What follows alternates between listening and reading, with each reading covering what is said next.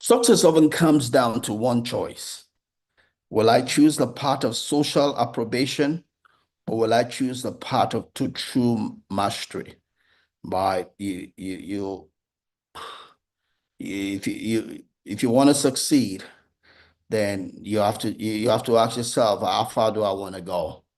Do I want to please people? Do I want to please people? I want to go to the height in whatever area I find myself in, right? I could easily sit down at church and warm the benches, and some people probably happy because I'm there. Like my tithe is big, my tithe is big, and they could be comfortable with that. But will I be fulfilled? Will I make my creator happy? No. But I've chosen the path of mastery, and he's able to entrust me even with more things. Last 2 weeks, I've taken another feather on, you know, another position, another ESCO, you know, and I'm able to handle that because God sees our built capacity, right? The more you build capacity, the more God can entrust into you. God will not entrust into your hands more than your capacity can handle. But as you build capacity, you can handle more things and God will bring them in your way, right? So our part is to build capacity. The opportunities will come. Opportunities are never few. Preparedness is always in doubt. Opportunities come like the wave, right? Like the tide, always coming fixed. Nature brings opportunities. We do the preparedness and the capacity building. Build your capacity, the opportunities will come, right? If you want to build mastery, build yourself, stretch yourself, be good at what you do, build the muscles around what you do. The opportunities will come, the crowning will come, the announcing will come.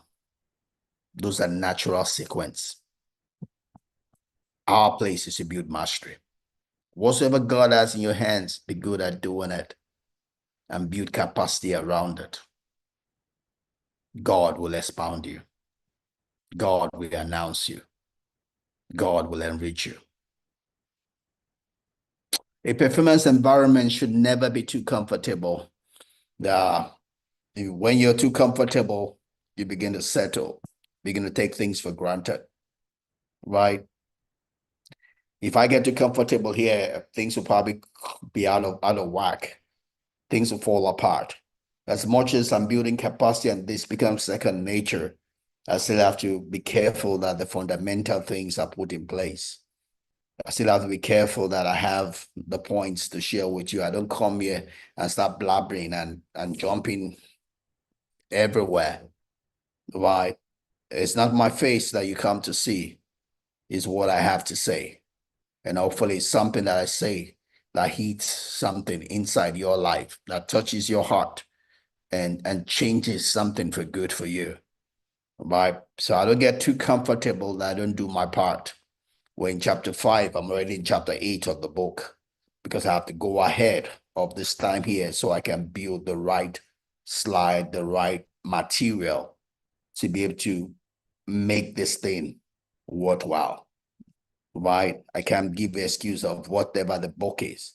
I have to come here prepared in such a way that I can give life, right? Irrespective of what's in the book, I can give life, right?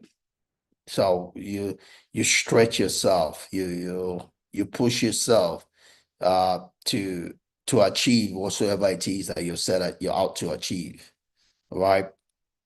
When it comes to business, you know, I have goals to achieve and a timeline around it. So I push myself to make that happen, right? For my company, every weekend, I send out what you might call a newsletter just on WhatsApp to the leadership, right? Giving a summary of what happened the week before, and what our outlook is for the week. I do that every weekend.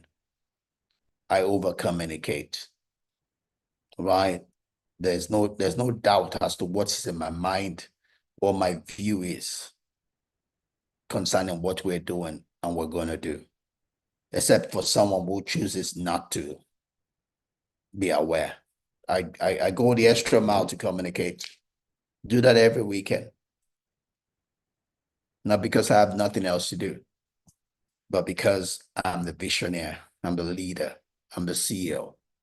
I have to help everybody see what I see so that they can line up all right and we can work together.